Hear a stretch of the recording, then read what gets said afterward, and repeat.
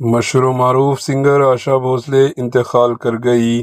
ہندوستانی میوزک موسیقی کی نامور اور لیجنڈری پلے بیک سنگر آشا بھوسلے کا آج انتقال ہو گیا، جس سے فن موسیقی کی دنیا ایک عظیم آواز سے محروم ہو گئی۔ اطلاعات کے مطابق آشا بھوسلے کو دل کا دورہ پڑنے کے بعد اسپتال میں ایڈمٹ کیا گیا تھا، جہاں وہ زیر علاج تھی، تاہم وہ جان بدار نہ ہو سکی۔ ان کے انتقال کی تصدیق ان کے بیٹے آنند بھوسلے نے کی۔